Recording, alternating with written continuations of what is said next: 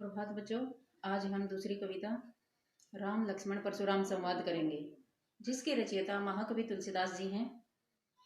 ये पद रामचरितमानस के बालकांड से लिए गए हैं। जैसा कि हमने सभी ने देखा, रामायण देख रहे हैं, उसमें 7 कांड बताए, रामचरितमानस के 7 कांड बताए। ये पहले कांड से, बालकांड से लिए गए हैं। तो ये घटना जब की है जब राजा जनक की पुत्री सीता का स्वयंवर था। वहां श्री राम महर्षि विश्वामित्र जी के साथ पहुंचे और राजा जनक ने शर्त रखी कि जो इस शिव धनुष को, शिव जी का धनुष था, उसको तोड़ेगा, उसी से वो अपनी बेटी सीता का स्वयंवर रचाएंगे। तो इस कार्य में श्री राम जी ने सफलता प्राप्त की। जैसे ही वो शिव धनुष तोड़ा, तभी उसकी गर्जना से चारों तरफ उसकी गूंज फैल गई। वो गूंज सुनकर परशुराम जी वहां पहुंचते हैं और आकर मिथिला नरेश जनक से पूछते हैं कि ये शिव धनुष किसने तोड़ा है। अब देखिए क्या कहते हैं। एक बार मैं थोड़ी सी घटना और बता देती हूँ। छोटी सी घटना है परशुराम और सहस्रबाहु की। सहस्रबाहु का यहाँ कई जगह जिक्र होगा, ये रहा और आगे भी आएगा, तो इसलिए थोड़ा सा इसके बारे में भी जान लेते हैं। सहस्रबाहु और परशुराम की कई घटनाएं वैसे तो प्रसिद्ध हैं, लेकिन महाभारत में ये घटना प्रसिद्ध है। परशुराम जी ऋषि जमदग्नि के पुत्र थे। सहस्रबाहु एक बार शिकार करते हुए जमदग्नि ऋषि के आश्रम में पहुंच जाते हैं। जमदग्नि ऋषि के पास एक कामधेनु गाय थी जो सारी कामनाएं पूर्ण कर देती थी। सहस्रबाहु ने जमदग्नि ऋषि से उसकी मांग की, लेकिन ऋषि ने उनको देने से मना कर दिया। तो सहस्रबाहु ने उसको बलपूर्वक ले लिया, अपहरण कर लिया उस गाय का। इससे क्रोधित होकर परशुराम ने सहस्रबाहु को मार गिराया।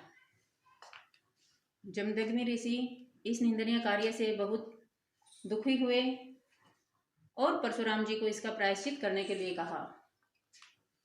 अब सहस्रबाहु के बच्चों ने जमदग्नि ऋषि को मार गिराया।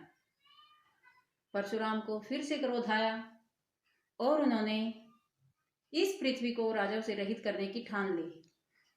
ये घटना जानना इसलिए जरूरी था क्योंकि आगे सहस्रबाहु के बारे में कई बार आएगा, तो थोड़ा पता होना चाहिए। तो अब हम करते हैं राम लक्ष्मण परशुराम संवाद। ये हमारा पहला पद है। क्या कहते हैं? नाथ शंभु धनु भंजनी हारा। तो जब वो राजा जनक से पूछते हैं परशुराम जी कि ये शिव का धनुष है जो किसने तोड़ा है, क्योंकि शिव परशुराम जी के गुरु रहे हैं और गुरु का धनुष तोड़ने पर उनको बहुत क्रोध आता है। तो वहां पर उपस्थित सभी राजागण थे और श्री राम उसमें से विनम्रता पूर्वक बोलते हैं कि नाथ शंभु धनु भंजनी हारा, कि हे नाथ, हे स्वामी, शिव जी के धनुष को, शंभु धनु का अर्थ क्या होता है? शिव का धनुष। भंजनी हारा, तोड़ने वाला। होई ही केव एक दास तुम्हारा, कि तुम्हारा ही कोई एक दास होगा। वो स्वयं को अपना, उनका दास बताते हैं, स्वयं को दास बताते हैं परशुराम जी का। तो क्या कहा? नाथ शंभु धनु भंजनी हारा, होई केव एक दास तुम्हारा, कि हे नाथ, इस शिव जी के धनुष को तोड़ने वाला तुम्हारा ही कोई एक दास होगा। आयेसु कहा कहिए किन मोही। आयेसु का अर्थ होता है आज्ञा। आज्ञा क्या है? कहिए किन मोही, मेरे लिए क्या आज्ञा है, मुझे बताइए। सुनी रिसाई बोले मुनि को ही। यह सुनकर मुनि क्रोधित होकर बोले। मुनि यहाँ किसके लिए आया है? परशुराम जी के लिए।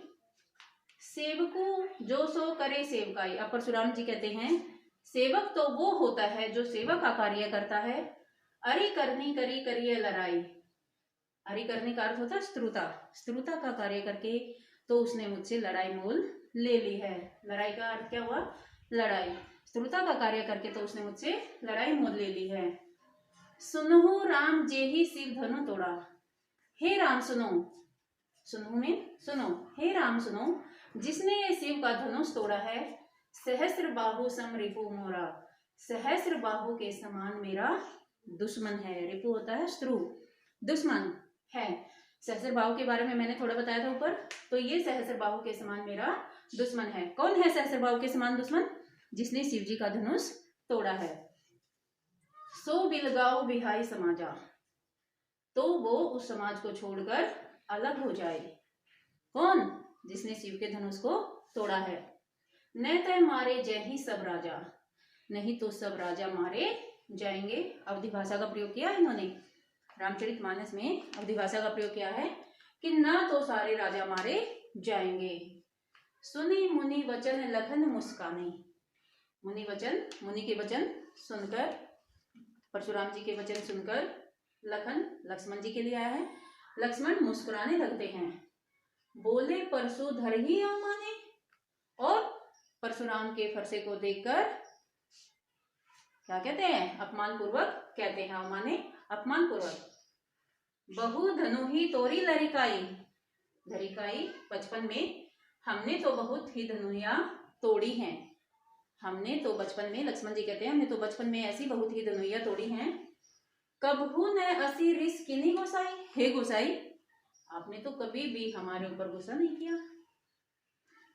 जो ये बचपन में हमने बहुत ही धनुया तोड़ी हैं, कभी भी आपने क्रोध नहीं किया।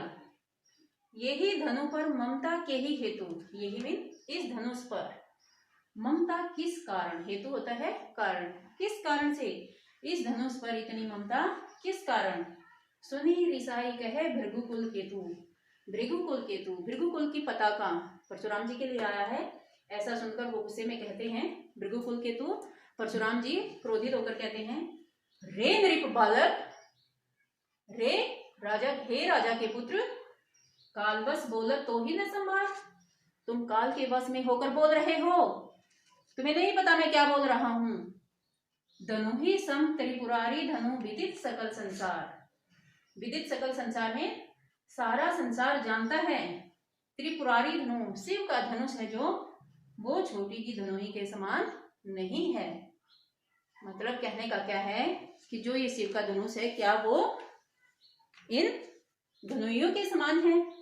ये सारा संसार जानता है। विश्व विदित सकल संसार, पूरा संसार ये बात जानता है। अब आगे क्या कहते हैं? ये दूसरा पद आ गया है यहां से। लखन ने कहा हंसी हमरे जाना, हंसी मीन हंसकर। लक्ष्मण जी कहते हैं, लखन ने कहा हंसी हमरे जाना, हमारी जान में तो क्या है? हंसकर लक्ष्मण जी कहते हैं, सुनहु देव सब धनुष समाना, हे देव सुनो, सभी धनुष एक समान है।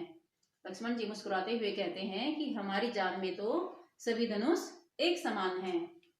का क्षति लाभु जून धनु तोरे, जून का अर्थ यहाँ होगा पुराना, कि क्या क्षति, क्षति हानि, क्या लाभ इस पुराने धनुष को तोड़ने से।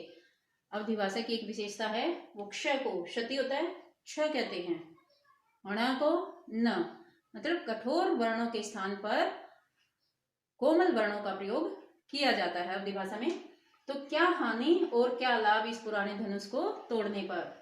देखा राम नयन के भोरे, राम ने तो इसको नए के धोखे में तोड़ दिया, इसने तो वैसे ही देखा था।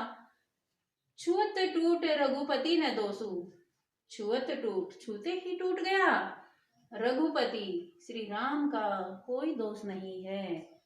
लक्ष्मण जी कहते हैं कि इसमें श्री राम का कोई दोष नहीं है, ये तो छूते ही टूट गया। मुनि बिनु काज करिए कत रोसु, रोसु का अर्थ होता है गुस्सा। हे मुनि आप तो बिना मतलब के ही गुस्सा कर रहे हैं। बोले चितई परसु की ओरा, बोले चितई परसु की ओरा, परशुराम जी फरसे की ओर देखते हुए बोलते हैं, रे सठ, रे दुष्ट, सुने ही स्वभाव न मोरा, तूने मेरे स्वभाव के बारे में नहीं सुना है। परशुराम जी क्रोधित होते हुए कहते हैं, रे दुष्ट, लक्ष्मण को कहते हैं, क्या तूने मेरे स्वभाव के बारे में नहीं सुना है? बालकू बोली बदो नहीं तो ही, बालकू बोली बदो नहीं तो ही, बदो में वध, बालक समझकर मैं तुम्हारा वध नहीं कर रहा हूं। केवल मुनि जड़ जान ही मोही, तुमने केवल मुझे मुनि ही जान रखा है। परशुराम जी यहाँ लक्ष्मण को जवाब देते हुए कहते हैं कि मैंने बालक समझकर तुम्हारा वध नहीं किया है, क्या तुमने मुझे केवल मुनि ही जान रखा है। बाल ब्रह्मचारी अति को ही, मैं बाल ब्रह्मचारी हूँ, बहुत क्रोधी हूँ। क्या है? बाल ब्रह्मचारी अति को ही, मैं बहुत क्रोधी बाल ब्रह्मचारी हूँ, बचपन से ही ब्रह्मचारी हूँ। विश्व विदित क्षत्रिय कुल द्रोही, विश्व विदित ये मैंने बताया था अवधी भाषा की विशेषता, व को ब कहते हैं। विश्व विदित की जगह क्या कहा? विश्व विदित, कि पूरा संसार जानता है कि मैं क्षत्रियों के कुल का द्रोही हूँ। जैसे पहले मैंने घटना बताई थी कि उसने क्या किया था, अनेकों बार राजाओं से रहित पृथ्वी को कर दिया था। तो ये कहता है क्षत्रियों के कुल का द्रोही हूँ। भुज पल भूमि भूप बिनु कीनी, भुजाओं के बल पर भूमि को मैंने राजाओं से रहित कर दिया है। भूप होते हैं राजा, कि अपनी भुजाओं के बल पर पृथ्वी को राजाओं से रहित कर दिया है। विपुल बार, विपुल बार का अर्थ क्या होता है? अनेकों बार। मही देवन्य दीनी, मही देवन्य का अर्थ होता है ब्राह्मणों को। अनेकों बार मैंने पृथ्वी को ब्राह्मणों को दान में दे दिया है। सहस्र बाहु छेदनी हारा, सहस्र बाहु की भुजाओं को तोड़ने वाला। परसु बिलोकु महिप कुमारा, महिप कुमारा राजा के पुत्र, महिप कुमारा यहाँ लक्ष्मण जी के लिए आया है। राजा के पुत्र, फरसे को देखो, इस फरसे से, अपना फरसा दिखाते हुए परशुराम जी कहते हैं इस फरसे से मैंने सहस्र बाहु की भुजाओं को काटा है। मातु पितही जनो सोच बस करसी महिष किशोर, महिष किशोर राजकुमार, राजा के पुत्र, हे राजपुत्र, तू माता पिता को सोच में डाल रहा है। ऐसे बोलकर तू बार बार ऐसा करके अपने माता पिता को चिंता में डाल रहा है। गर्भन्न के अर्भक दलन परसु मोर अति घोर, गर्भन्न का अर्थ हुआ गर्भ में पल रहा बच्चा। अर्भक दलन, अर्भक बच्चे, दलन नाश हो जाता है। परसु मोर अति घोर, परशुराम के इस भयंकर फरसे की गर्जना से पेट में पल रहे बच्चे का विनाश हो जाता है। अर्थात कहने का अभिप्राय क्या है, परशुराम जी अपने फरसे की विशेषताएं खुद बता रहे हैं। कितना भयंकर फरसा है ये कि इसकी घोर गर्जना सुनकर पेट में पल रहा बच्चा भी मर जाता है। यहीं तक इसमें ये 2 पद हो चुके हैं। तीसरा चौथा पद नेक्स्ट वीडियो में और 5वां 6वां पद नेक्स्ट वीडियो में मैं भेजूंगी। इनको बच्चों आपको अच्छे से लर्न करना है और इसको नोटबुक में भी लिखना है। अगर कोई कंफ्यूजन रहता है, समझ में नहीं आती है, कहीं से भी समझ में नहीं आता है, तो आप मुझसे पूछ सकते हैं। धन्यवाद।